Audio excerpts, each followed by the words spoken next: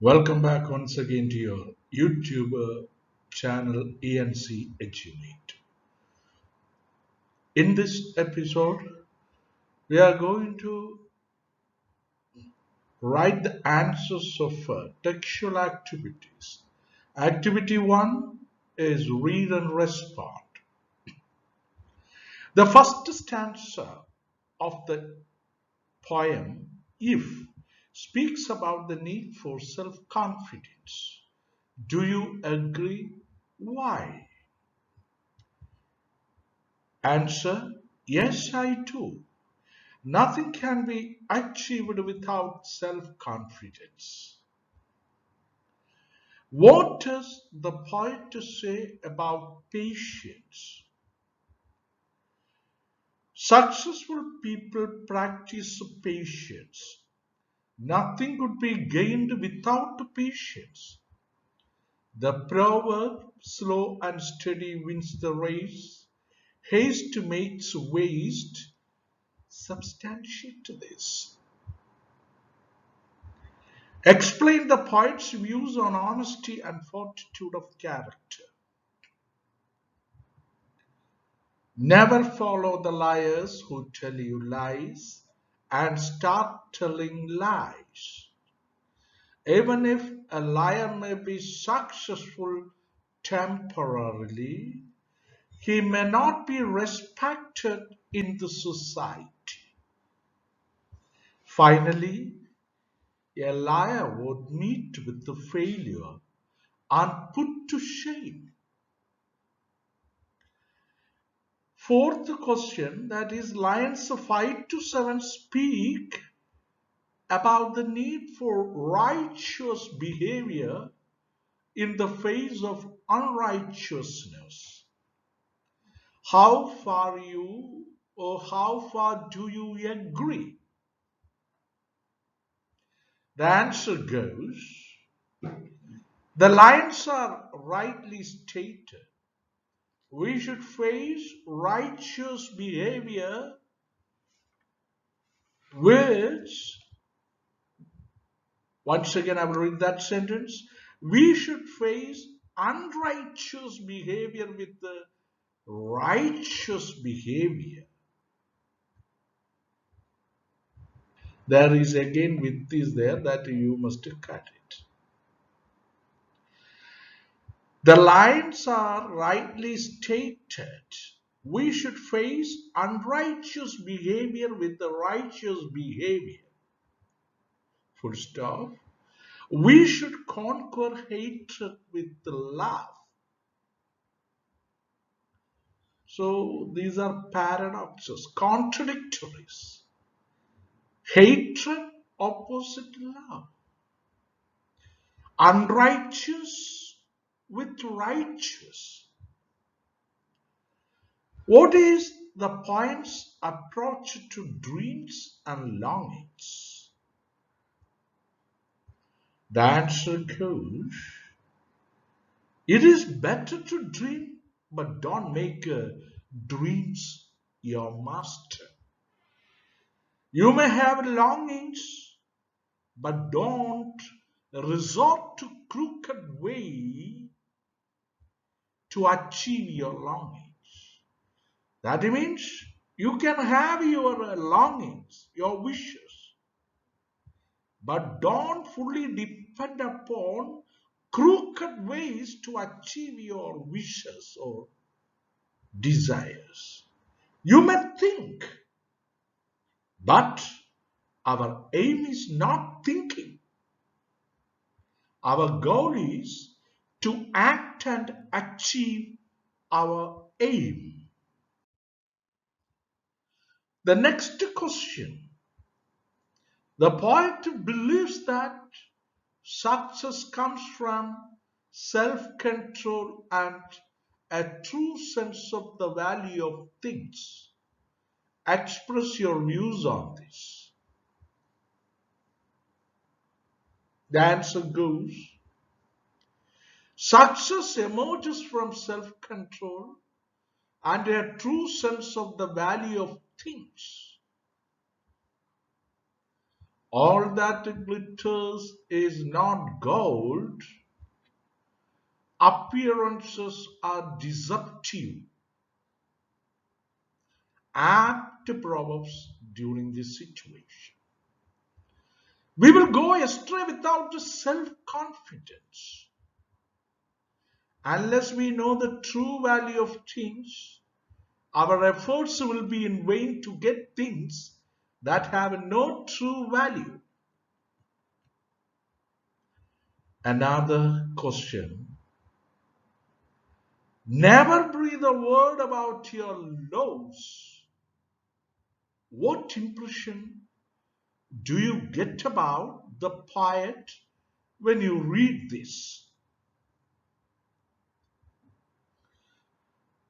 Never breathe a word about your loss. So while we read this line,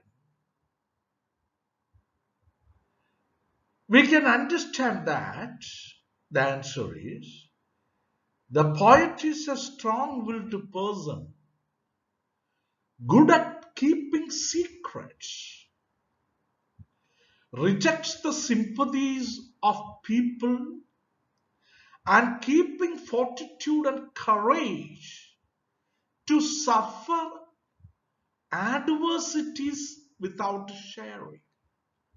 Adversities means problems,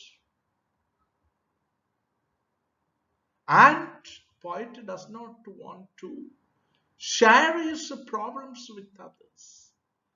So this is the impression that we get about the poet when we read Never Breathe a Word About Your Loves. The poet is a strong-willed person, good at keeping secrets, rejects the sympathies of people, and keeping fortitude and courage to suffer adversities without sharing. The next question is, what is the message conveyed in the last stanza of the poem? The message of the last stanza of the poem. The answer gives, you may talk with the crowds, but don't become one of the crowd, one of them, and lose your virtue. Even if you walk with the kings, don't lose sight of the ordinary people. Don't lose, there is no space, don't lose sight of the ordinary people. You should be able to count upon you for help. You should forgive and never rush to punish the offender. If you can do all these things, you can enjoy on this earth as if you are its master. Please listen. I will read the answer once again. You may talk with the crowds, but don't become one of the crowd, one among the crowd, one of them, and lose your virtue, and don't lose your virtue. Even if you walk with the kings, don't lose sight of the ordinary people. There is a full stop. That is what I told you. I will read the answer once again. Don't lose sight of the ordinary people. The next sentence, you should be able to count upon you for help. You should forgive and never rush to punish the offender. If you can do all these things, you can enjoy on this earth as if you are its master. It's a very good advice to be a perfect man and how to enjoy a perfect life and a contented or satisfied life. Now we will pass on to activity 2. Read and reflect. What is the central theme of the poem? Very simple. The qualities of greatness or the traits or the simples of a perfect man, the characteristics of a perfect man. Second question, what according to the poem are the two impostors? It is very clear from the poem itself. The two impostors of life are triumph and disaster. Triumph is the situation where we are completely the winner. We benefited and profited something in our life. So we will be overjoyed. And triumph, the antonym or the opposite is a disaster. Something unpleasant or tragic thing happened in our life. So they are personified. They are given the qualities of living things like two persons. That is why they are called two impostors of life, triumph and disaster. Third question, what according to the poet should be one's attitude to unexpected loss? So human beings may have some unexpected loss, and what should be one's attitude to the unexpected, which happened very immediately without our knowledge. Triumphs and disasters are part of life. Don't be overjoyed at success. Don't be overjoyed at complete success. And when you meet with the failures, success opposite failures. And don't be dejected, completely gloomy and disappointed at failures. If you happen to have a loss, don't share and accept it with fortitude. That is a very good thing. If you happen to have a loss, if you meet with some disaster or failure or some great loss, don't share your loss with others. Accept the loss and tragedy or failure with more courage. Fortitude means courage. Next, we pass on to the fourth one. What is the poem about? Consider the speaker, theme, symbols, comparisons, contrasts, and conflicts. So we pass on to the answer. The speaker here is a father speaking to his son. What does the father speak to his son? The qualities required, needed to become a successful and perfect man. Full stop. So there is an unnecessary TH is there that should be deleted. That don't write. The theme is the attainment of perfection. The theme is the attainment of perfection. The theme is the attainment. So we must possess perfection. The speaker has applied many symbols throughout the poem. For example, you can see pitch and toss. Pitch and toss means it is a gambling. Gambling. Next expression, simple. force your heart on nerve and sinew, that is gathering of strength.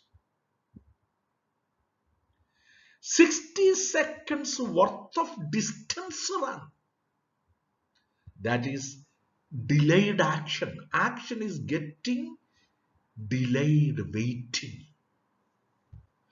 Then while we read the whole poem, we can see there are fine contrasts. Contrast means antonyms. So we can see the fine contrast in triumph and disaster, kings and common people, opposites, king and common people, friends and foes, friends and foes, FOES means enemies, opposites. There are conflicts in the lion, risking it on one turn of pitch and lows, and loving friends hurting you, risking it on one turn of pitch and lows. You know, gambling is considered to be a losing game, and most of the wealth will be lost through this gambling. And risking on it is another conflict portrayed. Then how can loving friends hurting you? Conflicts in the poem. Now let us see. Identify the poetic forms, poetic structure, and figurative language. The poem, if is a lyrical poem, lyrical qualities are added into this poem. Musical flow is there. A lyrical poem with 4 stanzas. So when we look into the poem, there are 4 stanzas. Each stanza consisting of 4 octaves. OCTAVS. Octaves means a group of 8 lines. 4 stanzas consisting of 4 octaves. Octaves means, or octave is a group of 8 lines. Octaves. The rhyme scheme is different in various stanzas. The first stanza has the rhyme scheme of A, B, C, B, C. The language of the poem is figurative with a lot of metaphors, personification, parallelisms, climaxes, etc. And remember, if is a didactic poem teaching some morals. Didactic is the poem is didactic means the poem is having the purpose of educating or teaching some values in life. That is why if is called a didactic poem, telling us what to do and what not to do to be a perfect man. The next question. When the poet says, if you can dream and not make your dreams your master, he is personifying dreams that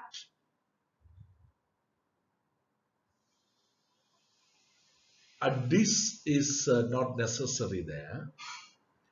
He is personifying dreams that dreams are spoken of as masters who can control our lives. In this case, dreams assume a human role or human quality. Pick out the other expressions where the poet uses personification. So in the poem it is quite clear. Triumph and disaster. They are treated as two impostors. Then will means our desire, our wish, which says, hold on. Will is also personified. So these are the examples you can choose from the text, the poem.